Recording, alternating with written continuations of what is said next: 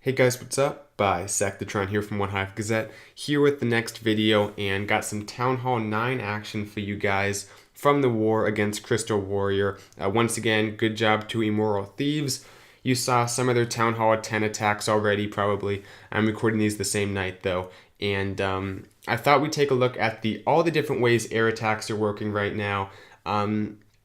It's hard not to show them, to be honest, because for every ground attack, we're seeing two, three air attacks for every ground attack. So 2 to 3 times as many of them, and it's crazy to think the air is dominating that much, but that's just what we've been seeing. And I don't know. I think there needs to be some kind of change, but I don't want to go into detail about that. Let's just take a look at some of these awesome attacks, all the different ways people are using it.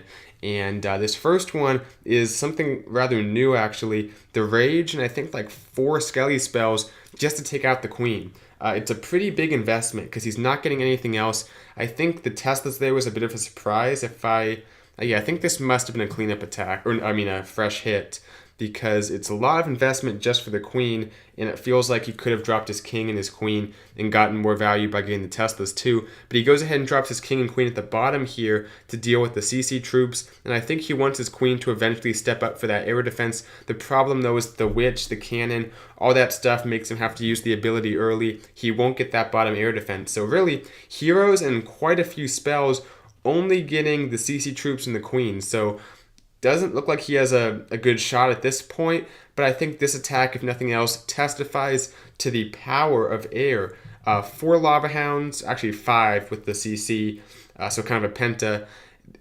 14 Balloons, 5 Haste.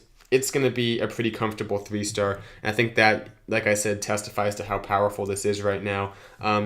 Comes in kind of at the top left here, is bypassing a few Teslas, which probably not the best way to go about doing it, but regardless, his troops are moving through, the Lava Hound's doing the tanking, haste deployment pretty solid, just moving those balloons through, and the air defense is right here starting to engage, but has basically 1 extra Hound for each of those back-end air defenses, so can cover that up pretty good. The air defense in the middle there actually didn't have a Lava Hound on it, but the balloons are, kind of tanky. They take 2 hits to take down, plus the pups get in the way, so that 1 air defense was distracted, and the last Lava Hound comes in. Balloons just kind of swarming these last few defenses. There are a few wizard towers and some Teslas up, but I believe that Lava Hound will get out in front and tank for the Teslas in just a moment. Yep, there it goes. So awesome stuff, and I think didn't get the most value or as much value as he would have wanted for that initial spell investment and hero investment, but it works out fine. And as long as the deployment's good, you have a lot of leeway in terms of what you can get away with at Town Hall 9 right now for air attacks. So we'll go ahead and fast forward. Nice attack to Raj. Got 4 more for you guys, so quite a few we're looking at today. We have 14, just going down 1 here to Spirit of Victory. All little letters and spread out. I don't know why people are doing this with their bases, but we're seeing the Queen being put very far towards the outside, if not outside the base, and oftentimes Tesla's guarding her, plus the CC kind of really offset too. I think it actually makes it easy to do this type of attack where you just come in with like a golem to soak up all that damage. Then the heroes, he even invests a rage here, the poison, and it's pretty easy for the attacker to just kind of mow right through your troops. Even if like the Town Hall and there's other HP, it doesn't matter. 30-30 heroes especially, too easy to take all that stuff out. You can see the Queen actually will step up and get the air defense as well. So some pretty good value for that initial push. And from there has a pretty similar thing to the last attacker. The difference being he has an air defense down, and I think might get a few more defenses as a bonus. Plus the Teslas. He has 1 less Lava Hound though, but has an extra heal that the last attacker didn't. So pretty comparable, just coming in through this base on each side, counterclockwise, working his way around. The defenses are kind of spread out in a weird way, but the archer towers are all being tanked by the Lava Hounds, so it's a fairly easy deployment. Just come straight at those archer towers. The last Lava Hound about to go in for that last air defense. The second one pops just in time for the balloons to get there. really too easy to take out these bases. That heal spell almost swagged. Not sure if he needed it. I think he'll swag a Lava Hound actually. So just crush that base. Awesome attack to Spirit. Go ahead and fast forward. Drops that haste down because those air traps were actually getting a little bit funky on him and taking out some of his balloons. So he actually, I think, dropped that Lava Hound to kind of tank, if nothing else. Although in the end, I don't think it was that close anyway. But maybe a little bit of a scare there. You never want to not get the 3-star when you're swagging something, because then it's like if I had dropped that, I would have got the 3-star. So that can happen sometimes. I haven't seen it happen in a while though. Let's see. Actually, while I'm thinking about that, I think Genesis for a while actually outlawed swag spells. We still don't see it very much because I think someone had one of those attacks where they dropped, or they didn't drop like a spell or a troop or something, and they ran out of time with like 1 second left, got 99%, and I think that started something where you can't swag spells anymore. I'm not sure if that's still an official rule, but I don't see it much anymore, to be honest.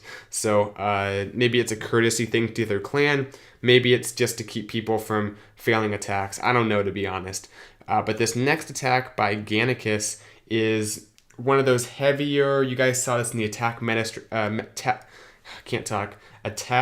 video, a heavier kill squad attack that really invests most of those spells in the kill squad, brings the bowlers. The rage heal combination on those bowlers is so effective, and as long as you have them moving through a reasonable part of the base, they'll do some good stuff. The jump spell was not the best placement. I'm not sure why he wanted to put it so far over, but it didn't really reach his troops, so the bowlers had to go through the wall, but no big deal. Eventually they got through, took out what he needed, the 2 air defenses, the Queen, the CC, got some Teslas, other buildings as well, and from there it's a pretty easy deployment. These haste spells have become a staple. I'm seeing them a lot more than the rages, and I think it makes sense that balloons often don't need that extra DPS, and I think the haste actually makes the balloons move quicker than the rage does, although you don't have that same spell radius.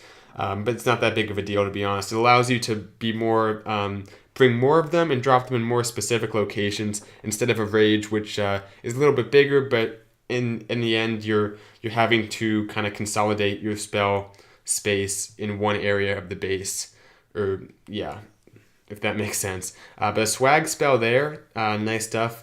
Dropping it on the CC and the balloons, ton of them left up. Awesome attack, Gannicus. And you can see how many troops he has left up. The bowlers, the king, the queen, the golem, all those balloons.